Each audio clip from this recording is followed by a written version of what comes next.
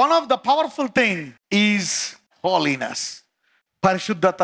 ఒక్కొక్కసారి దేవుడు నీ విశ్వాసాన్ని పెంచుతాడు, అద్భుతాల్లో పెంచుతాడు. God will first bless you and then purify you. నిన్ను ఆశీర్వదించేసిన తర్వాత కూడా నిన్ను తర్వాత పరిశుద్ధపరుస్తాడు. ఎందుకు? నీ మీద నమ్మకమా, ఆయన మీద నమ్మకమా? ఎందుకంటే నువ్వు ఆయన్ని వెంబడిస్తావు, వెనక్కి వెళ్ళవు అని తెలుసు కనుక. కొంతమంది ఉంటారు, నాకేమన్నా జరగని, నేను దేవుణ్ణి వెంబడించడము ఆపను. ఇలాంటి వ్యక్తిలో మొదటి వ్యక్తి అబ్రహాం. కరువు వచ్చినా ఏమొచ్చినా వెనక్కి వెళ్ళిపోయాడా, ముందుకే వెళ్ళాడా? కానాను దాటిపోయి ఐగుప్తు వెళ్ళాడు. కానాను వెనకాలేమో ఇతని ప్రాంతం ఉంటుంది. ఎందుకు ముందుకెళ్ళిపోయాడు? దేవుడికి చెప్పడం, చూడు నాకు భయం వేసి నాకు కష్టం వచ్చినా ముందుకు వెళ్ళిపోయాను కానీ వెనక్కి నేను వెళ్ళలేదు. కొంతమందికి తల్లి తండ్రికి ఏం బ్లెస్సింగ్ రాలేదని దేవుడు నాకు ఇది జరగలేదు. కొంతమంది జరిగితేనే అంటారు. నో, దేవుడికి తెలుసు అబ్రహాము తనే కాదు తన ఇంటి వారిని కూడా ఆజ్ఞాపిస్తాడని. ఎంతమందికి తెలుసు? ఎన్ని కష్టాలు రాని, ఎన్ని జరగని, ఎన్ని పోనే, అబ్రహాం వెనక్కి వెళ్ళిపోయాడా? ఒక్క మాట దేవుడిని శనిగాడా? జనాల యొక్క దూషణను అధిగమించి నీవు దేవుడిని నమ్ముదువు గాక. మనము లోకానికి వెలుగై ఉన్నాం. వెలుగు చీకటిని అధిగమించాలా? చీకటి వెలుగుని అధిగమించాలా? వెలుగు చీకటిని అధిగమించాలా. హోలీనెస్. సామెతల గ్రంథానికి వెళ్దాం. 6వ అధ్యాయం 23 నుంచి చదువుదాం. ఆజ్ఞ దీపముగాను ఉపదేశము వెలుగుగాను ఉండును. శిక్షార్హమైన గద్దింపులు జీవమార్గములు. చెడు స్త్రీ యొద్దకు పోకుండాను పరస్త్రీ పలుకు ఇచ్చకపు మాటలకు లోబడకుండాను అవి నిన్ను కాపాడును. దాని చక్కదనమందు నీ హృదయములో ఆశపడకము. అది తన కనురెప్పలను చిలికించి నిన్ను లోపరుచుకొననీయకుము. వేశ్యా సాంగత్యము చేయువానికి రొట్టె తునక మాత్రము మిగిలియుండును. మగనాలు మిక్కిలి విలువగల ప్రాణమును వేటాడును. మగనాలు అంటే ఏంటి? Adulterous will hunt the precious life. విలువగల ప్రాణము. విలువగల ప్రాణం అంటే ఎవరు? దేవుని బిడ్డలు, దేవుని కుమార్తెలు, దేవుని కుమారు. నీలో జీవం ఉంటే నీ జీవము గిన్నె నిండి పొర్లి లోకానికి వెలుగుగా మారు. సైతానుడికి చోటు ఉండదు. You have the power to overtake and make the double extent. You are dangerous. రోమిల్కి రాసిన పత్రిక 8వ అధ్యాయం 4 నుంచి చూద్దాం. దేవుడు తన సొంత కుమారుని పాప శరీరాకారముతో పంపి ఆయన శరీరమందు పాపమునకు శిక్ష విధించెను. శరీరానుసారులు శరీర విషయముల మీద మనసునంతురు, ఆత్మానుసారులు ఆత్మ విషయముల మీద మనసునంతురు. శరీరానుసారమైన మనసు మరణము, ఆత్మానుసారమైన మనసు జీవమును సమాధానమునై ఉన్నది.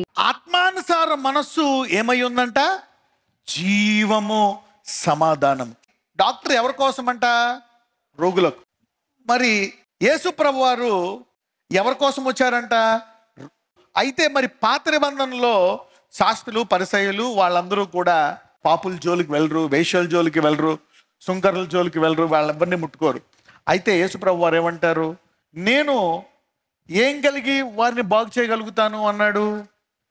Let us go to Matthew 9. 9:11 నుంచి చదువుదాం. పరిసయ్యులు అది చూచి, మీ బోధకుడు సుంకరులతోనూ పాపులతోనూ కలిసి ఎందుకు భోజనము చేయుచున్నాడని ఆయన శిష్యులను అడిగిరి. ఆయన ఆ మాట విని, రోగులకే గాని ఆరోగ్యం గలవారికి వైద్యుడు అక్కర్లేదు. అంటే యాక్చువల్ గా ఆ ధర్మశాస్త్రము అలాగా వారిని ముట్టుకోకూడదు, వాళ్ళకి దూరంగా ఉండాలా, వారిని బాగు చేయకూడదు, అంతే వారి జీవితం.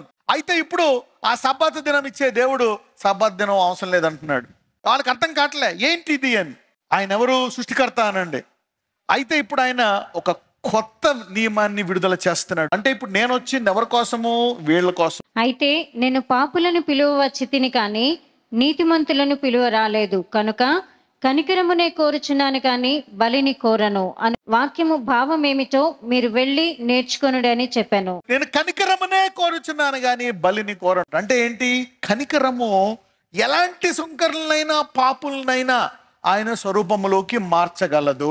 6వ వచనం. ఆత్మానుసారమైన మనస్సు జీవమును సమాధానమునై ఉన్నది. ఏలయనగా శరీరానుసారమైన మనస్సు దేవునికి విరోధమై ఉన్నది. అది దేవుని ధర్మశాస్త్రమునకు లోబడదు, ఏ మాత్రమును లోబడనేరదు.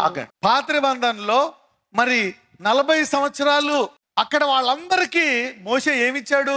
ధర్మశాస్త్రం ఇచ్చాడు. వాళ్ళు ఎవరైనా లోబడి కానాను వెళ్ళారా? కానాను ఎన్ని రోజులు ప్రయాణం అక్కడి నుంచి?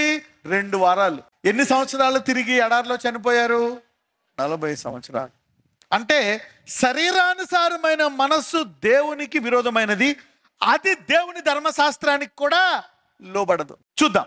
కాగా శరీర స్వభావము గలవారు దేవుని సంతోషపరచనేరరు. దేవుని ఆత్మ మీలో నివసించి ఉన్న ఎడల మీరు ఆత్మ స్వభావము గలవారే కానీ శరీర స్వభావము గలవారు కాదు. ఒకవేళ ఈ శరీరం మారాలంటే నీలోకి ఏం రావాలంట? దేవుని ఆత్మ ముందు రావాలంట. దేవుని ఆత్మ నీలో రావాలంటే యేసు ప్రభువారు శిలువ మీద మరణించాల. పరిశుద్ధాత్మ ఒక పాపిలో ఉండగలదా? ఉండలేదు. దేవుడు ఎప్పుడైతే రక్తం కార్చాడో నీ పాపాలు క్షమించబడ్డాయి కాబట్టి ఈ పరిశుద్ధాత్మ శరీరంలో జీవితాంతకాలం ఉండి అంచెలంచెలుగా బాగు చేసి తుదకు నేను నీతిమంతుడిగా పరిశుద్ధునిగా చేర్చి పరలోకం తీసుకెళ్తాది. అందుకే విశ్వాస సంబంధమైన నీతే అసలైన నీతి. ఒకవేళ కృపావాక్యం తెలుసుకున్నావా, ఎలాంటి పాపినైనా సరే బాగు చేసి ఆత్మానుసారం మన మనసు ఇచ్చి అంచెలంచెలుగా అతను పరలోకాన్ని తీసుకెళ్ళిపోవచ్చు నువ్వు. అయితే ధర్మశాస్త్రాన్ని ఇది రద్దు చేస్తుందా, నెరవేరుస్తుందా? కృప నెరవేర్చి తీరతాది. ఏదైతే బయట నుంచి లోపలికి పనిచేయదో ఇది లోపల నుంచి బయటికి బాగా పనిచేస్తుంది పరిశుద్ధాత్మ. అంటే దేవుడు ముందు ఒక చట్టాన్ని ఇచ్చి దీన్ని నీ మనసుతో చేయలేవు, నా కుమారుడు వస్తాడు, ఆయన రక్తం కారుస్తాడు, ముందు నువ్వు ఆయన నమ్మి నేను నీతిమంతున్నా 40 సంవత్సరాలు ఘోరంగా బతికినోడి నేను నీతిమంతున్నాడు ప్రభువా అను. ఆ నీతిమంతుడినే అబ్రహాము దేవుడిని నమ్మాడంట, భయపడిపోయి ఇవన్నీ చేసిన అబ్రహాముని దేవుడేమంటాడు? నీతిమంతుడు. యోబు భయపడిపోయాడు, అనేక పొరపాట్లు, దేవుడి కంటే నేనే గ్రేట్, నేనే రైట్ అన్న యోబు. కానీ దేవుడు ముందు యోబుని ఏమంటాడో తెలుసా? మొదటి అధ్యాయంలో జోబ్ చాప్టర్ 1 మొదటి 2 వచనాలు. ఊజు దేశమునందు యోబు అనొక మనుషుడుండెను, అతడు యథార్థవర్తనుడును. ఏంటంట? యథార్థవంతుడా. తర్వాత ఏమంటున్నాడు? న్యాయవంతుడు, దేవుని యందు భయభక్తులు కలిగి చెడుతనము ఏమి లేవు కదా యోబులో. దావీదుని ఎప్పుడైతే ఒక పొరపాటు చేశాడో, దావీదు ఇంకా పుట్టక ముందే దేవుడు ఏమంటాడో తెలుసా? నేను నా హృదయానుసారం లేపుతున్నాను అంటాడు. విశ్వాసము ద్వారా నువ్వు ఏదంగీకరిస్తే దాన్ని దేవుడు ముగించి తీరతాడో. ఈ మధ్య యాత్రలో ఏమైనా సరే దేవుడు నిన్ను విడిచిపెట్టాడో. కృపావాక్యము ద్వారా మాత్రమే ఆ పరిశుద్ధమైన ధర్మశాస్త్రము నెరవేరుతాది. 19, 20, 22 దేవుని కుమారుల ప్రత్యక్షత కొరకు సృష్టి మిగుల ఆశతో తేరిచూచు కనిపెట్టుచున్నది. ఏలయనగా సృష్టి నాశనమునకు లోనైన దాస్యములో నుండి విడిపింపబడి దేవుని పిల్లలు పొందబోవు మహిమగల స్వాతంత్రము పొందుదును అను నిరీక్షణ గలదై. ఒకవేళ సృష్టి బాగుపడాలి అంటే దేవుని కుమారులు లేవాలా? పక్కన చెప్పండి, నువ్వు లోకానికి వెలుగై ఉన్నావు అన్నాడు. 1 కొరింథీయులు 15:24. అటు తర్వాత ఆయన సమస్తమైన ఆధిపత్యమును సమస్తమైన అధికారమును బలము దేవుని వాక్యము నీవు సూటిగా ఎరుగుదువుగాక. అందరూ చెప్పండి, సృష్టి యావత్తు దేవుని కుమారుల ప్రత్యక్ష కొరకు వేరు చూస్తుంది. అంటే నా కోసమే, ఎందుకంటే దీనికి నేనే వెలుగు. ఎంతమందికి అర్థమవుతుంది? ఈరోజు వాక్యం విన్న వారు ధన్యులు. ప్రభువా, ఇంతకాలం నాకు ఆశ లేదు, నా జీవితము ప్రార్థనలో గడపకుండా, వాక్యములో గడపకుండా, నాలో సామర్థ్యాన్ని బయటికి తీసుకురాకుండా, అయ్యా నేను నా సమయాన్ని వృధా చేసుకున్నాను, స్వార్థంగా నా కొరకే జీవిస్తున్నాను. ఈ రోజు నుంచి నూతన అగ్ని నాకు పుట్టించు అయ్యా, నేను సిద్ధంగా ఉన్నాను, నేనే లోకానికి వెలుగు, నీ అగ్నితో నన్ను నింపు, నీ వాక్యముతో మాట్లాడు, నీ వరాలతో నన్ను అభిషేకించు, నా చేతులను తాకు, నా జీవితాన్ని సమర్పిస్తున్నాను. ఈరోజు నజరేయుడైన యేసు నామమున ప్రార్థిస్తున్నాము తండ్రి, ఆమేన్.